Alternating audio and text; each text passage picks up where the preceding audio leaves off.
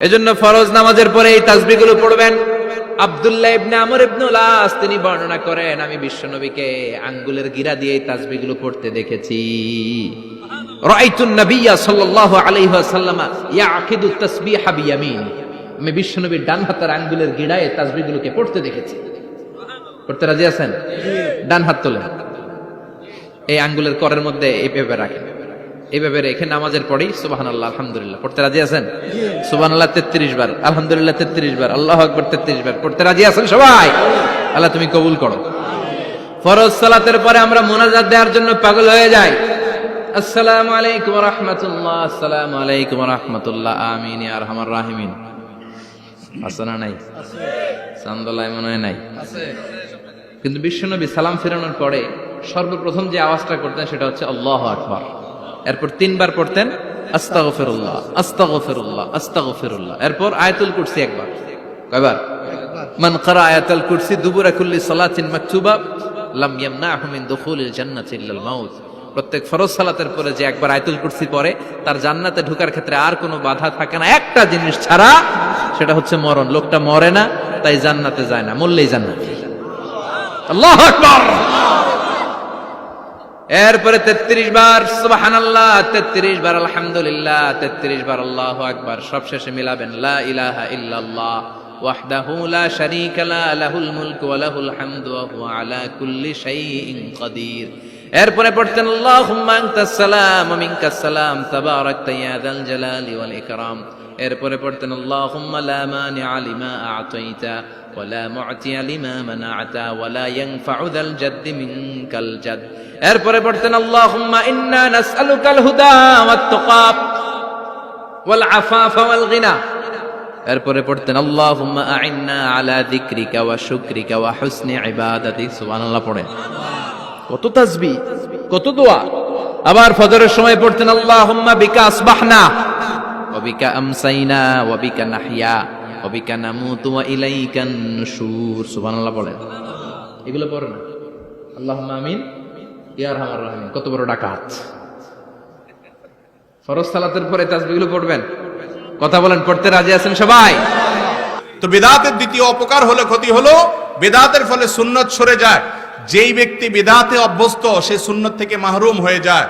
আপনি দেখবেন 5 ওয়াক্ত নামাজের পরে অনেকগুলো দোয়া আছে, আছে না নাই? অনেকগুলো জিকির আছে। এই মজলিসে যত মানুষ আছেন যে সবগুলো দোয়া জিকির জানেন, প্রায় 10-12টা দোয়া বিভিন্ন হাদিস থেকে দোয়া এবং জিকির বর্ণিত আছে। এই দোয়া জিকিরগুলো সবগুলা মুখস্থ আছে, এরকম যারা আছেন তারা একটু হাত তোলেন। 5 ওয়াক্ত নামাজের পরে যত দোয়া জিকির নবী করিম সাল্লাল্লাহু আলাইহি সাল্লাম বলতেন, পড়তেন, এগুলোর সবগুলা মুখস্থ যারা আছে হাত তোলেন। শোনানো লাগতে পারে কিন্তু হাত তুললে শুধু হবে না। এবার হাত একটা নামছে, আরো একটা দুইটা নামছে দেখা যায়। ঠিক আছে, আলহামদুলিল্লাহ। 4-5টা হাত উঠছে, আলহামদুলিল্লাহ। আচ্ছা, নামাজ তো আপনারা গত বছর থেকে পড়া ধরছেন সবাই, তাই না? তার আগের বছর থেকে 5 বছর ধরে, মাশাআল্লাহ। তার মানে বুঝজ্ঞান হয়েছে থেকেই, বরং বুঝজ্ঞান হওয়ার আগে থেকেও অনেকে নামাজ পড়া শুরু করছেন, আলহামদুলিল্লাহ। আপনি একটা জিনিস নিজের বিবেককে জিজ্ঞাসা করেন একটু, যে আপনি 5 ওয়াক্ত নামাজ পড়তেছেন 20 বছর, 30 বছর, 40 বছর, 50 বছর, যার যতটুকু তৌফিক আছে তত বছর ধরে, এত বছর ধরে আপনি নামাজ পড়েন, অথচ নামাজের পরে আমার নবী করিম সাল্লাল্লাহু আলাইহি সাল্লাম কি বলতেন, কি পড়তেন সেটা আপনি জানেন না। এটা কি ত্রুটি নাকি ত্রুটি না? এটা কেন জানেন না জানেন? কারণ হলো এটার জায়গায় আরেকটা ভেজাল ঢুকে আছে। যেহেতু একটা ভেজাল আছে, এই জন্য আসলটা সরে গেছে। ঠিক না? ঠিক।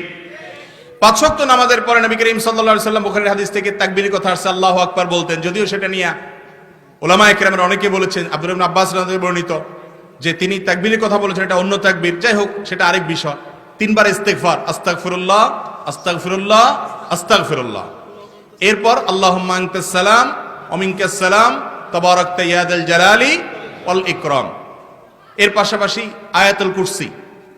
5 ওয়াক্ত নামাজের পরে কি পড়া? আয়াতুল কুরসি পড়া।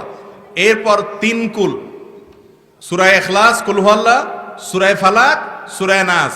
কয়বার কয়বার করে? আন্দাজে মেরে দিবেন, একবার করে। 3 বার হলো সকাল সন্ধ্যা। আর 5 ওয়াক্ত নামাজের পরে কয়বার? একবার একবার করে। এরপরে আসেন আল্লাহুম্মা আইন্নি আলা যিকরিকা ওয়া শুকরিকা ওয়া হুসনি ইবাদাতিক একবার, লা ইলাহা ইল্লাল্লাহু ওয়াহদাহু লা শারীকা লাহু লাহুল মুলকু ওয়া লাহুল হামদু আলা কুল্লি শাইইন কাদির একবার, লা ইলাহা ইল্লাল্লাহু মুখলিসিনা লাহুদ-দ্বীন ওয়ালাউ কারিহাল কাফিরুন একবার, লা ইলাহা ইল্লাল্লাহু ওয়া না'বুদু ইল্লা ইয়্যাহু বিল ওয়ালিদাইনি ইহসানা ওয়া লা ইলাহা ইল্লাল্লাহু লাহুল মুলকু ওয়া লাহুল হামদু ওয়া লাহুস সানাউল হাসান একবার। এইভাবে এই সব দোয়াগুলো 33 বার সুবহানাল্লাহ, 33 বার আলহামদুলিল্লাহ, 34 বার আল্লাহু আকবার, কোন কোন বর্ণনা আছে 33 বার আল্লাহু আকবার, 34তম বার লা ইলাহা ইল্লাল্লাহু ওয়াহদাহু লা শারীকা লাহু। এটা দুইটাই হাদিসে সাবিত আছে। তো এই যে আমলগুলো, এগুলো 5 ওয়াক্ত নামাজের পরে করা সুন্নাত। আমাদের সমাজে 99% মানুষ জানেই না আমল করা তো পরের কথা, ঠিক না বে ঠিক? তো আপনার এই আমলটা নামাজের একেবারে শুরু থেকে শেষ হওয়া পর্যন্ত মুহাম্মদ সাল্লাল্লাহু আলাইহি সাল্লামের পদ্ধতি অনুযায়ী যদি না হয়, তাহলে সেই আমলটা আল্লাহর কাছে কি গ্রহণযোগ্য হবে? বিদআতের সবচেয়ে বড় ক্ষতিকর দিক হলো, বিদআত দেখতে ভালো দেখা যায়, মনে হচ্ছে যে সে ভালো কাজই করতেছে। জিকিরের নাম দিয়ে এমন পদ্ধতি আর সিস্টেম বাইর করলেন, বিভিন্ন রকমের ডান্স দিয়ে জিকির করা আছে না নাই? অথচ নবী করিম সাল্লাল্লাহু আলাইহি সাল্লাম জিকির করতে করতে লাফালাফি করছেন, কোন হাদিসে আছে? কোন সাহাবীরা করেছেন? এবং জিকিরের আবার বিভিন্ন নাম আছে। এই লাফালাফিগুলো আবার বিভিন্ন কি আছে বলে নাম আছে। কি কি নাম জানি আছে? করাত জিকির। আমাকে এক জায়গায় প্রশ্ন করা হয়েছে, ভাই করাত জিকির করা যায়? আমাকে করাত জিকির আবার কি? আমি তো জীবনে প্রথম শুনলাম, পরে শুনলাম যে এই জিকির হলো হেইয়ো হেইয়ো দিতে হয় আর কি, করাতের মতো। তাহলে এই যে জিকির, এই জিকির কি মুহাম্মদ সাল্লাল্লাহু আলাইহি সাল্লাম শিখাইছেন? করাতের মতো হেইয়ো হেইয়ো করা শিখাইছেন? যদি না শিখায় থাকে, এটা কেউ একজন আপনাকে শিখাইছে, পরবর্তীতে যার নাম নকল, ঠিক না বে ঠিক? মুসলমান তো খুঁজবে আসলের সাথে মিল আছে না নাই, মূলের সাথে মিল আছে না নাই। নকল জিনিস কখনো গ্রহণযোগ্য হবে। يا أيها الذين آمنوا ادخلوا في السلم كافة